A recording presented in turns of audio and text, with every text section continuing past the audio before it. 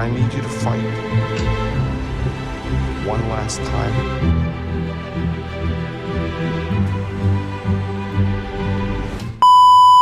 Halo, balik lagi di Putaran Sinema. Sorry banget nih kalau di 2025, 2024 kemarin gue jarang banget upload lagi ya.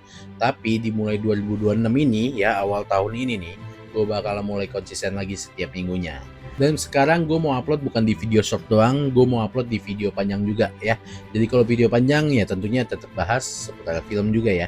Buat yang baru mampir, kenalin nih, gue Davi ya. Dan ini adalah channel yang ngebahas seputaran film.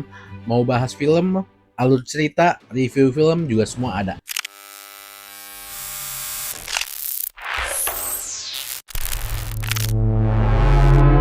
Dan di video kali ini gue mau bahas nih series yang akhir-akhir ini nih lagi happening banget ya. Yang udah tamat di episode 8 season 5-nya. Apalagi kalau bukan Stranger Things. Tapi disclaimer dulu ya, gue bakal nyinggung spoiler-spoiler tipis ya. Jadi buat lo yang belum nonton, lo save dulu aja video ini. Terus lo nonton dulu, baru lo balik lagi video ini ya.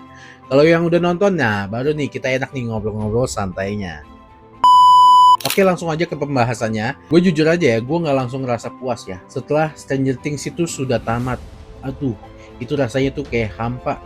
Kayak, waduh, gue nggak ada tontonan lagi, gue nggak ada dunia lagi, dunia baru lagi nih, apaan lagi yang harus gue tonton ya kan.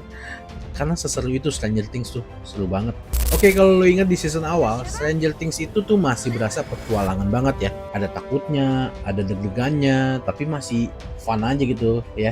Namanya juga kayak ini petualangan bocah aja deh. Tapi di season 5, ini dunia udah gak ramah lagi deh kayaknya nih. Dunia Upside Down bukan cuma ancaman, tapi udah jadi bagian dari hidup mereka. Jadi kayak mereka udah santai-santai aja gitu. Dan menurut gue sih ini bukan kebetulan juga ya. Duffer Brothers emang sengaja bikin ceritanya tuh tumbuh bareng penontonnya juga.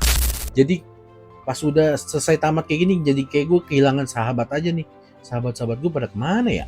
Oke, sebelum terlalu jauh, gue ringkas dikit nih apa yang sebenarnya terjadi di Stranger Things season 5 ini nih. Tenang aja, bukan detail episode, tapi garis besarnya aja. Oke, season 5 ini dibuka dengan Hawkins yang udah nggak lagi sama. Retakan antara dunia nyata dan Upside Down bikin kota ini kayak hidup di atas bom waktu. Vecna masih jadi ancaman utama, tapi bukan cuma soal monster. Masalahnya sekarang dunia manusia itu juga mulai runtuh. Pemerintah masuk, masyarakat panik, dan para karakter kita harus milih sembunyi atau hadapi semuanya. Dan salah satu karakter utamanya nih, si Elle, itu menurut gua jadi posisi yang paling berat. Dia tuh bukan lagi senjata, tapi juga bukan anak-anak yang bisa lari dari tanggung jawab. Sementara karakter lain, Dustin, Lucas, Steve, Nancy, Max, masing-masing harus nutup konflik pribadi mereka juga. Jadi bukan semua dapat akhir bahagia loh. Dan menurut gue lagi nih ya, disitulah kekuatan di season 5 Stranger Things ini. Ini bukan soal menang atau kalah, tapi ini soal apa yang harus dikorbankan biar semuanya itu selesai dengan damai. Dan menurut gue nih, endingnya itu gak dibesar-besarin soal visual doang, tapi emosinya kita itu dimainin coy. Dan setelah semua selesai, Hawkins gak balik jadi kota yang sama. Bahkan karakter-karakter yang ada di dalam itu juga udah gak sama. Yang bikin season ini berat tuh sebenarnya bukan plotnya doang, tapi karakternya itu waduh dapet banget semuanya deh. Salah satunya Elle. Elle akhirnya harus terima bahwa kekuatan gak selalu berarti bisa nyelamatin semua orang. Dan salah satu favorit gue nih, Dustin. Yang dulunya paling ceria, tinggal baca komik doang orangnya. Sekarang paling berat tugasnya bos. Karena menurut gue nih, Dustin ini yang paling pinter banget sih.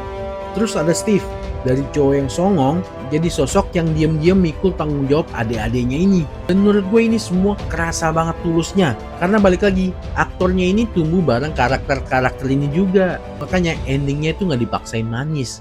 Gak dipaksain bahagia, gak dipaksain sedih banget, gak dipaksain ya manis banget enggak. Tapi endingnya malah dibikin open ending. Dimana bikin yang nonton ini jadi puyeng pas nonton endingnya itu. Aduh. Tapi menurut kalian nih, teori Mike itu gimana tuh?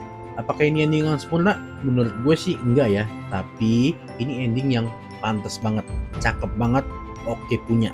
Nah gue juga penasaran nih, setelah Stranger Things tamat, apa yang lo rasain? Kosong juga kayak gue, atau hampa, atau bingung kayak nggak punya temen? Lo tulis aja langsung di kolom komentar, kita ngobrol di situ. Dah.